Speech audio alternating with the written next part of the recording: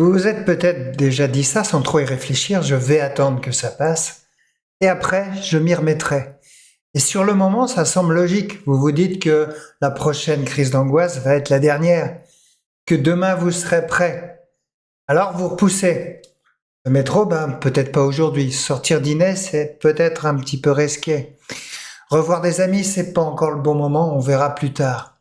Un jour, 2 jours, une semaine, puis un mois passe. Et, sans même vous en rendre compte, votre vie s'organise autour de la peur. Non pas parce que vous êtes quelqu'un de faible, mais parce que votre cerveau a fait une association. Si j'évite, c'est que j'ai raison d'avoir peur.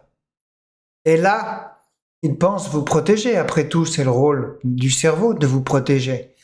Mais en réalité, il vous enferme. Vous pensiez faire une pause? Maintenant, cette pause devient une véritable prison sans mur. Et dans cette vidéo, je vous montre comment ce piège se met petit à petit en place et surtout comment en sortir concrètement. Alors il y a d'abord le piège de quand j'irai mieux. Quand les crises d'angoisse s'enchaînent, vous adaptez vos journées à ces crises pour ne pas aggraver les choses. Faites moins de sorties, voyez moins d'amis et vous invitez beaucoup moins. Ou vous acceptez beaucoup moins d'invitations. Vous appelez ça faire attention? Votre cerveau, lui, il appelle ça éviter. Et chaque fois que vous renoncez, il retient une et une unique chose, ce lieu est dangereux. Cette situation est un piège. Mieux vaut pour l'instant ne pas y retourner. Ce n'est pas réfléchi, cela devient véritablement automatique. Et à force, tout devient dangereux. Faire ses courses, accepter une invitation, monter dans un train, dans le métro, ce n'est pas la crise qui vous enferme, c'est cette toile d'évitement qui se tisse jour après jour autour de vous. Vous ne fuyez pas la vie, mais vous la redessinez autour de votre peur, sans même vous en rendre compte.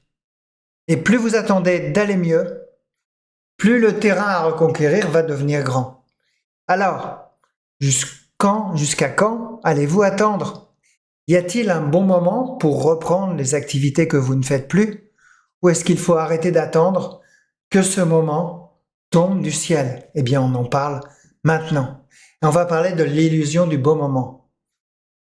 Après, quand j'irai mieux, il y a une autre phrase qui revient souvent, c'est « je vais attendre le bon moment ». Et je vous comprends. Le moment parfait, où l'angoisse sera moins forte car les angoisses sont terribles, où le stress au boulot aura diminué, où il fera beau, où il y aura moins de monde, moins de bruit, moins de tension. Mais, pour révéler quelque chose, ce moment n'existe pas. Parce que plus vous attendez qu'il arrive, plus vous restez bloqué, vous espérez que les symptômes disparaissent. Oui, ils sont terribles. Que votre cœur se calme, que la boule dans la gorge se dénoue toute seule. Et pendant ce temps-là, la vie continue sans vous. Et à force d'attendre, vous vous éloignez vraiment de ce qui compte pour vous. Prendre la voiture, répondre à un appel, aller faire des courses, ces choses simples deviennent de véritables montagnes.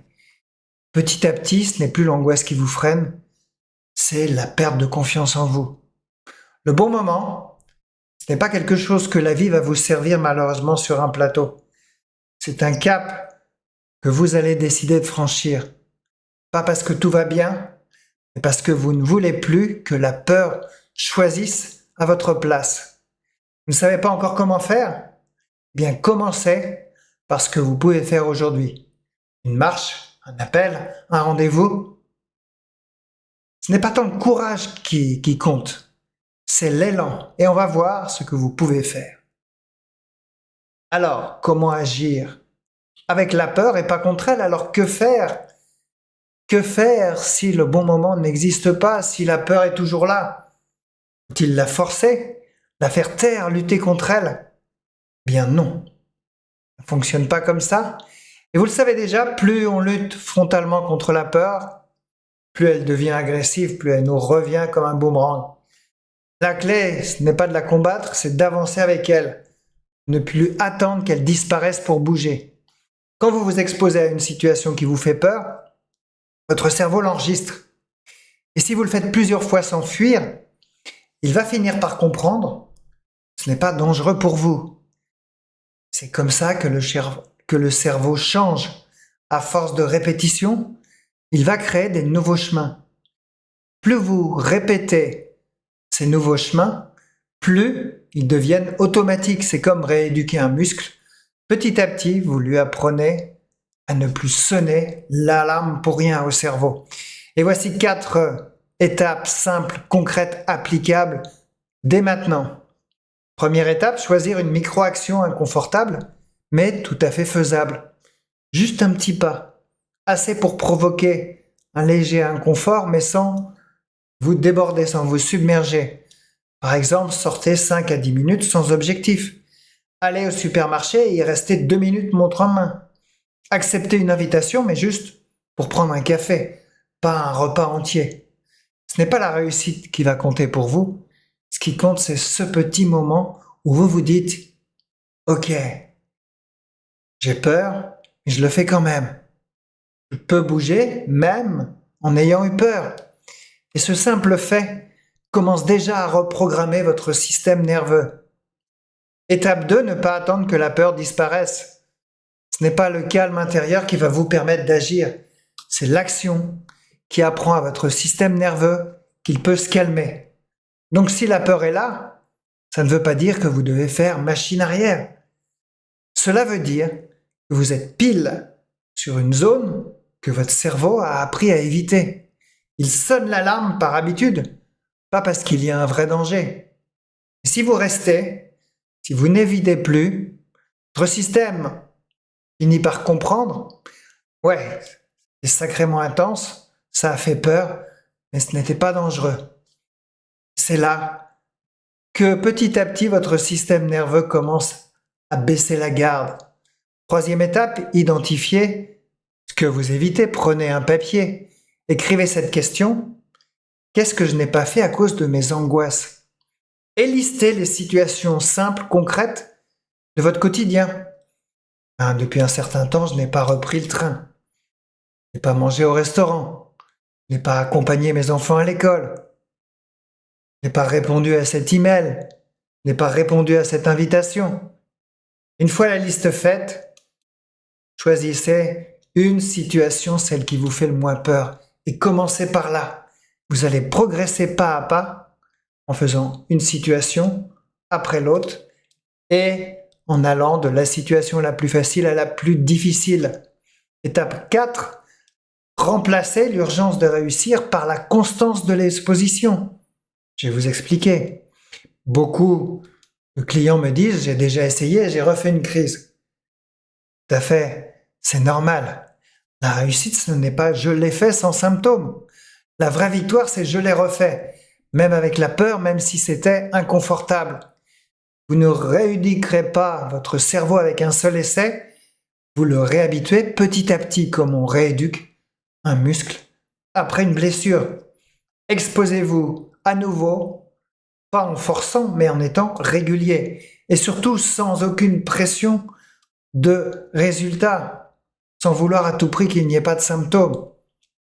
L'action ne tue pas la peur, elle lui montre qu'elle n'est plus indispensable. Les crises d'angoisse ne disparaissent pas parce qu'on les comprend, ni parce qu'on les surveille en permanence. Elles ne se désactivent pas comme un interrupteur, ça serait bien, mais malheureusement ce n'est pas le cas. Ce qui change tout, c'est quand on recommence à vivre, même avec le cœur qui bat très fort, même avec les mains moites. Et souvent, les personnes que j'accompagne me disent quelques semaines plus tard, c'était vraiment pas du tout agréable, mais c'était possible. Et cette phrase-là, elle change tout, parce qu'elle va vous ouvrir une porte. La peur ne disparaît pas d'un coup, elle apprend à se retirer quand elle sent que vous reprenez la main, le contrôle. Et ça commence toujours de la même façon, par une décision, par un premier pas, aussi petit soit-il. Et vous savez quoi? Dans 6 mois, vous serez soit toujours bloqué au même endroit, soit en train de reconstruire quelque chose d'autre. Et ce qui fera la différence, c'est ce que vous décidez maintenant. Si vous sentez que vous êtes prêt ou prête à faire ce pas, mais que vous avez besoin d'un plan d'action clair, je vous ai préparé une vidéo offerte, un plan d'action en 4 étapes pour sortir des crises d'angoisse, reprendre confiance dans votre corps et retrouver une vraie liberté de mouvement. Le lien est juste en dessous, sous la vidéo, dans la description. Et si vous sentez que cette vidéo ne suffira pas, si vous avez besoin d'un cadre, d'un échange, d'un accompagnement avec un humain, je vous propose aussi un appel découverte de 30 minutes offert avec moi. C'est simple, vous choisissez un créneau dans mon agenda en ligne, on échange, pas de pression, pas de jugement, sans engagement, on pose les choses, on explore votre problème et vous repartez avec un plan adapté pour vous. Pas pour tout régler d'un coup, mais pour sortir déjà de l'immobilisme. Parce que la peur ne vous lâchera jamais spontanément, mais vous pouvez décider de ne plus attendre. Parfois, ce seul choix suffit à relancer votre vie.